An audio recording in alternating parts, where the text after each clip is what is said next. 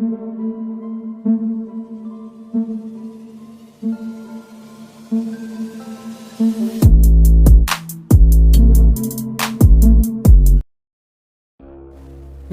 दोस्तों, scary story official में आप सबका स्वागत है। आज की कहानी की तरफ बढ़ने से पहले चैनल को सब्सक्राइब कर लीजिए और अगर कहानी अच्छी लगती है तो प्लीज़ लाइक एंड कमेंट करना मत भूलिएगा। दोस्तों, आज की कहानी बहुत ही ज़्यादा डरावनी है, तो ध्यान से सुनिएगा। कहानी है 4 दोस्तों की, जिसमें से रमेश, सुरेश, नकुल और आकाश, ये चारों दोस्त पिकनिक के लिए घर से निकले थे। इनकी मम्मी ने बोला था कि बेटा आज की रात मत जाओ, अगले दिन चले जाना, लेकिन इन चारों ने नहीं सुनी और घर से निकल गए। अब मम्मी ने रोका इसलिए था कि आज अमावस्या की रात है, काली रात है और इस रात को घर से बाहर नहीं जाना चाहिए। लेकिन ये लोग माँ की बात नहीं सुन रहे थे और अपनी गाड़ी निकाली और चल पड़े। माँ पीछे से बोल रही थी कि ठीक है, हनुमान जी की एक पुस्तिका थी वो दे रही थी, तो नकुल की जेब में वो ज़बरदस्ती डाल दी थी और बोली थी अगर कोई दिक्कत हो तो इसको पढ़ लेना। अब वो डाल तो लेता है लेकिन उनकी बातों को नहीं मानता और चल देता है। अब ये लोग चल पड़े थे और रास्ता बहुत ही ज़्यादा सुनसान था। ये लोग सोच रहे थे किसी ऐसी ही सुनसान पहाड़ी पर चलेंगे, वहाँ पर कैंपिंग करेंगे और अच्छे से एंजॉय करेंगे, बहुत मज़ा आएगा। लेकिन इन्हें क्या पता था कि इनके साथ क्या होने वाला है। ये चारों लोग बस जंगल की तरफ बढ़े जा रहे थे। अंधेरा बहुत ज़्यादा था और आवाज़ें इतनी भयानक सी आ रही थी कि इन्हें कुछ और समझ ही नहीं आया, क्योंकि ये लोग गाना गाने में और सुनने में व्यस्त थे। ये चले जा रहे थे, तभी अचानक से इन्हें लगा इनकी गाड़ी के बगल से कोई निकला, लेकिन कोई गाड़ी पास नहीं हुई थी। इन्हें ऐसा महसूस हुआ जैसे कोई आदमी निकला हो। ये देख करके नकुल तुरंत गाड़ी के बाहर देखता है तो वहाँ कोई भी नहीं था, लेकिन नकुल ने देखा था कि कोई आदमी है। अब ये गाड़ी अपनी थोड़ी धीमी करते हैं और सोचते हैं कि यहीं पर कहीं कैंपिंग करते हैं, क्योंकि एरिया बहुत अच्छा था। वहाँ पर पहाड़ थे, झरना था, सब कुछ था। तो इन्होंने अपना कैंपिंग का सामान निकाला और गाड़ी एक किनारे लगा दी थी। सारा सामान ले करके पहाड़ी की तरफ चढ़ने लगे। वहाँ पर एक अच्छी सी जगह देख करके इन्होंने अपना कैंप लगाया और अब चारों लोग थक गए थे। थोड़ी देर बैठ करके इंतज़ार कर रहे थे कि मौसम और अच्छा हो तो हम लोग यहाँ पर आग जलाएंगे, खाना बनाएंगे, कुछ तो बनाएंगे। तभी इन्हें दिखाई पड़ा कि एक औरत है जो नीचे झरने में पानी भर रही है।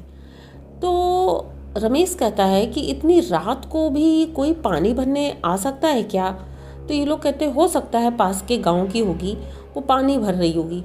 अब वो पानी भर के जा रही थी तो इन लोगों ने पूरा गौर से देखा था कि वो एक औरत है और पानी भरकर जा रही है। सर पर उसने मटका रख रखा था और धीरे धीरे जा रही थी। तभी अचानक से उसका पैर फिसलता है और वो नीचे झरने में गिर जाती है। ये चारों दौड़ कर जाते हैं उसे बचाने के लिए, क्योंकि ये लोग बराबर देख रहे थे। जैसे ही नीचे पहुंचते हैं तो नीचे कोई भी नहीं था, जबकि वो नॉर्मल झरना था, कोई नदी नहीं थी कि कोई बह जाएगा। लेकिन वहाँ पर कोई नहीं दिखा। तो इन लोगों ने सोचा आखिर वो औरत कहाँ चली गई। काफ़ी देर ढूंढने के बाद इन लोगों ने सोचा चलो चलते हैं हम लोग, पता नहीं हो सकता है कि कहीं और मतलब चली गई होगी या फिर हम लोगों ने ऐसे ही देख लिया होगा कुछ।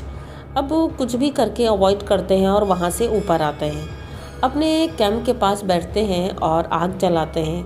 थोड़ी देर बाद इन्हें दिखाई पड़ता है एक औरत है जो एकदम उल्टा होकर चल रही है, जैसे जानवर चलते हैं, और इनकी तरफ धीरे धीरे बढ़ रही है। अब इन चारों को थोड़ा डर लगने लगा था, क्योंकि अंधेरा बहुत ज़्यादा हो गया था। जंगली जानवरों की आवाज़ बहुत तेज़ आ रही थी। तो नकुल कहता है कि मुझे तो डर लग रहा है, मैं कैंप के अंदर जा रहा हूँ। रमेश कहता है कि अरे तुम तो फालतू में डरते हो, ऐसा कुछ भी नहीं है, देखते हैं ये कौन है। वो औरत जैसे ही इनके पास आती है तो सुरेश खड़ा होता है और हाथ में उसने डंडा ले रखा था। बस वो चिल्लाता है, कौन है और हमें डराने की कोशिश कर रहे हो। तभी अचानक से वो औरत एकदम से घुर्राने लगती है एक आदमी की आवाज़ में और इनकी तरफ बस झपटती है इन्हें मारने के लिए। लेकिन ये चारों भाग करके कैंप के अंदर चले जाते हैं और वो औरत अचानक से कहीं गायब हो जाती है।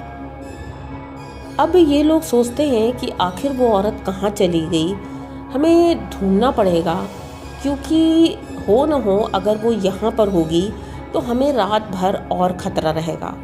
आखिर क्यों हम इस जंगल में आए, माँ ने रोका भी था।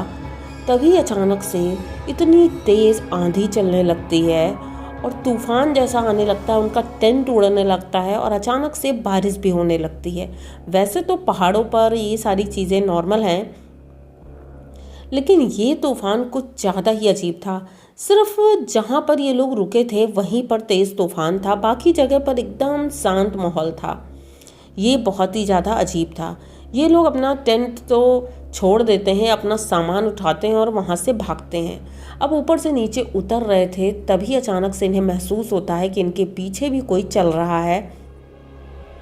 ये लोग बस जल्दी जल्दी अपनी गाड़ी की तरफ बढ़ रहे थे और जैसे ही गाड़ी के पास पहुँचे इन्होंने देखा गाड़ी की हेडलाइट जल रही है और ऐसा लग रहा है कोई उसके अंदर है।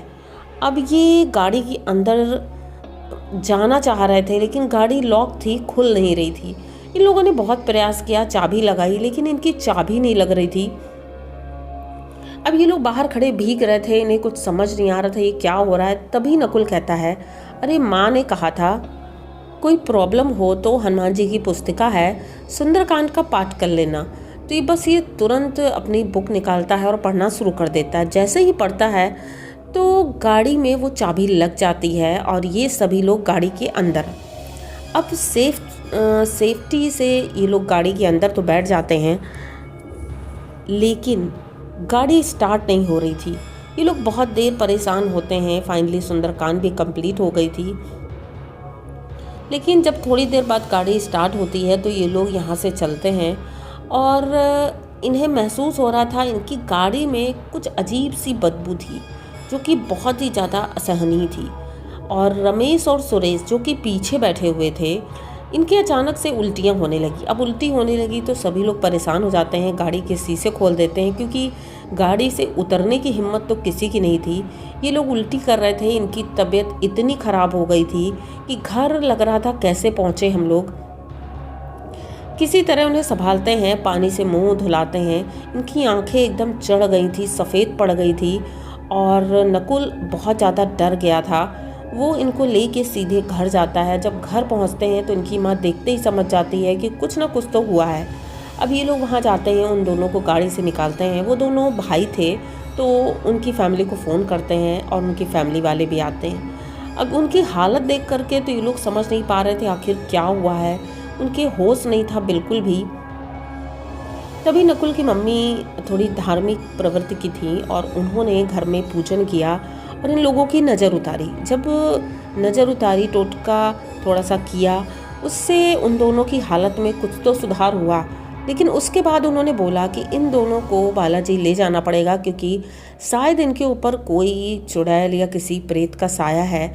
इनकी हरकतें देख के लग रहा है और तबीयत भी ठीक नहीं है। तो उसी के ठीक दूसरे दिन ही ये लोग मंदिर जाते हैं और वहाँ पर मत्था टेकते हैं। उसके बाद ही ये दोनों ठीक हुए थे। तब से लोग ये बात कभी नहीं भूल पाते हैं कि वो हमारी ज़िंदगी की सबसे बड़ी काली रात थी। और उसके बाद से लोग कभी भी कैंपिंग का विचार तो बिल्कुल ही छोड़ दिया था कि उस पहाड़ी पर हम कभी कैंपिंग करने जाएंगे, क्योंकि ये बहुत ही ज़्यादा डरावना था।